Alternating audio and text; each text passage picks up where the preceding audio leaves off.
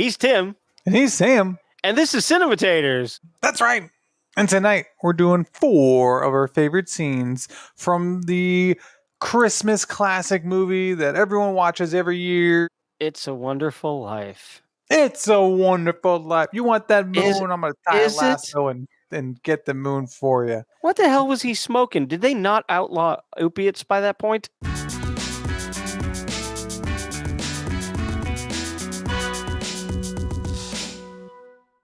Why did her brother set him up to dance with her? I thought it was like he thought, oh, she's lonely, she doesn't have anybody to dance with. No, she had a date. Yeah, they're good though. That guy. Yeah, that's pretty good. This is the beginning of the end for George Bailey. Like, I love the idea that every time they get closer, the crowd just gets so louder. Whoa! Like, what? And he's just like, dude, they're loving it. They're loving it. This is so great. He's like, we must be pretty good. And no one is trying to stop him. No. And then when they fall in, everybody just jumps in after him because he's very popular. Everybody's like, oh, yeah, we'll just follow his lead. Look at him still dancing. He's not embarrassed by falling in there. Everybody jump in. I like that moment. I thought it was such a cool way of showing them being close. You know, it's one of those classic ways of like, we messed this up, but we can still have fun with it. And the fact that they were still dancing while in the pool, I thought was like super cute. They could have been embarrassed by it, but instead they just embraced it and said, let's just go with it. This is fun. I thought people were going to land on people. I was like, oh my God.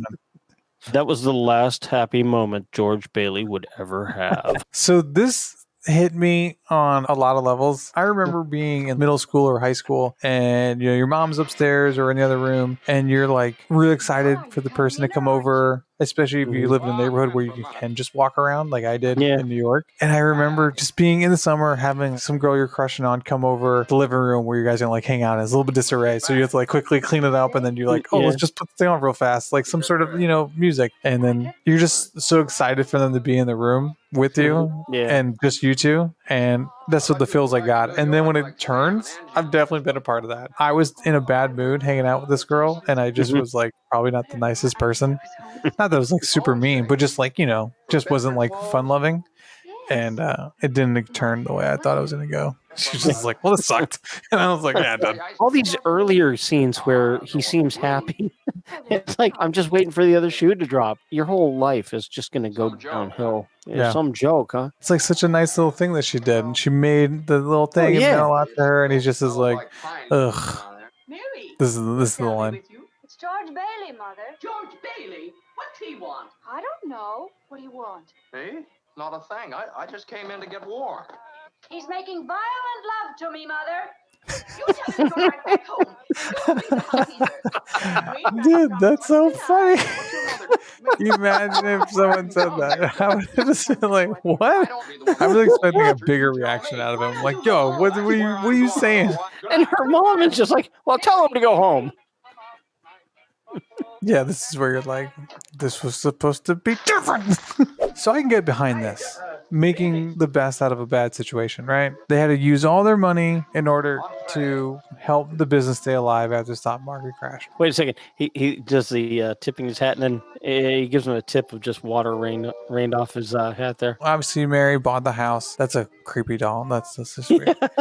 Picture. But this is so nice. You know, like his close group of friends, the cab driver who apparently wears shorts, and the cop, you know, are there. They're taking their time out. It's a rainy day. They're going to sit there getting soaked while they're going to sing for their buddy because their buddy did so much for them. And the wife in Florida, what up? You know, and they got all the windows pegged with places that they could have gone to, and they got a nice meal. And it's like one of those just moments you cherish. Cooking 2 chickens over an open fire with a record spinning it. And I love that he just needs a little nudge.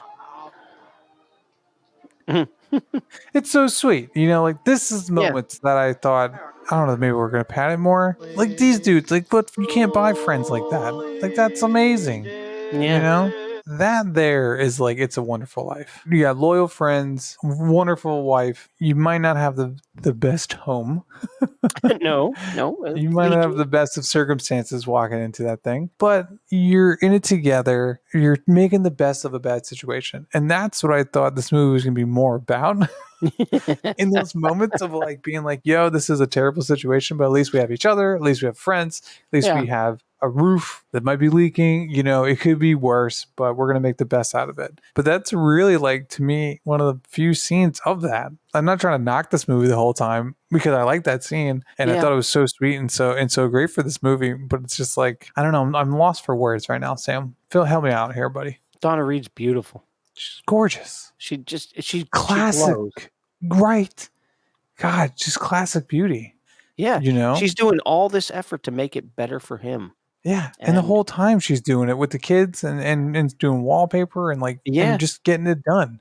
And then everything goes downhill for him, and he's just all worried about, myself. I'd be worth more if I were dead. And it's like, you got a loving woman at home who is going to do whatever it takes to get through these times. Yeah. Who's 100% got your back, has been showing she's got your back the whole time. It is a wonderful life that you're throwing away. I feel like I'm missing what I'm trying to say, but I feel like I've said too much already. So I guess we should just move on. Damn it. I did like the dude came out to yell about hitting my grandfather's tree, Yeah. Now look what you did. My great-grandfather planted this tree. That dude's kind of like an environmentalist back then. It just made me think of Back to the Future, where it's the Twin Pines. I love that it became Lone Pine Mall. Yeah. Because he ran over the one tree. Yeah. Because he was trying to breed the trees. He didn't have a pair anymore. The one thing I do love about this movie is the big set that they built. They built Bedford Falls, the snow that they created here. This snow looks like so damn real. And you just feel like, okay, this is winter. This is Christmas. There's Clarence. Oh, this sets look great. It's fantastic. I mean, the detail work of building this huge set, which cost them a whole ton. Whoops. Somebody beat me to the punch of jumping. Usually the fall is what's going to kill you. Yeah.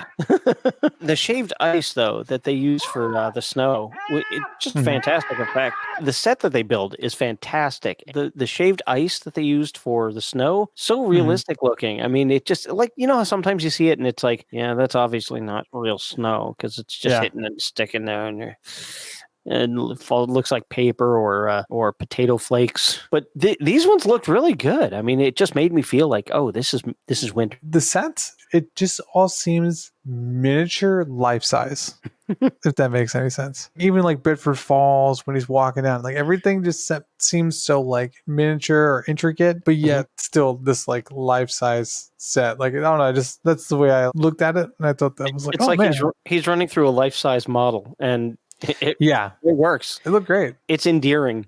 I really liked it. All right, Sam, that was It's a Wonderful Life. What do we think?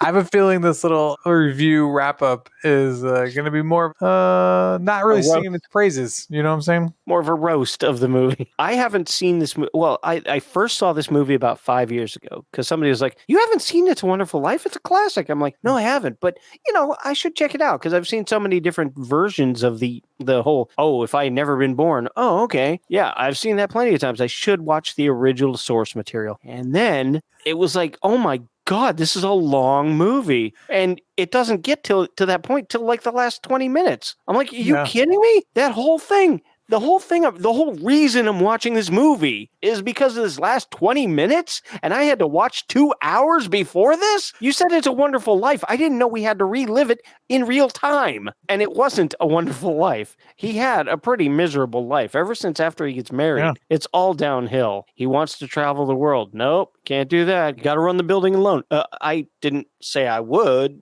No, you have to. Which is funny because his dad offered him the gig and he turned it down. And the dad was like, just do what makes you happy. You're young, enjoy it. We can talk about it later. Everybody gets to do what they want except for him. Yes, it's a miserable life. He has a stressful job, but he's got a job that's keeping the lights on. He's got a wonderful wife, wonderful kids who love him. So he really does have a wonderful life. He just can't see past what he wanted out of life. And so I'm guessing that's what they're trying to say here is your wonderful life is right there in front of you. And that's what you should see. It's been here all along, right under your nose. But getting 2 hours of him wanting to do something else. I love the last 20 minutes. It's fantastic. I wish they had just shortened the first 2 hours. That's what makes the movie, is the last bit of it. It may have been a wonderful life, but it wasn't really a wonderful movie as far as as far as I'm concerned. And you know what? If this is one of your favorite movies, and I know me and Sam kind of just bashed it for a while, I'm glad it's your favorite movie. I'm glad you watch it. I'm happy for people liking movies that we don't always like. If you want to tell us all the reasons why we got it wrong, what we missed, please tell us. We would love to hear them in the comments. We're looking for reasons to like this movie. For It's a Wonderful Life and for Cinematators. He's Tim. He's Sam. And don't forget to like, share, and subscribe. And Merry Christmas. That's right. And please. I don't know why I said so many places. That's right. And don't forget to hit that notification bell and get notified every time a new video drops. And if you did enjoy It's a Wonderful Life and you do want to watch it again and recap on it, please look for it in the description below. Yeah, the holiday has started. This is how we're celebrating. That's how we do. We're starting off wonderful. It's a wonderful start. Happy holidays, everybody, and keep on dancing. Friend of yours here, George Bailey. He's making violent love to me. Yes, old horseback George. Well, don't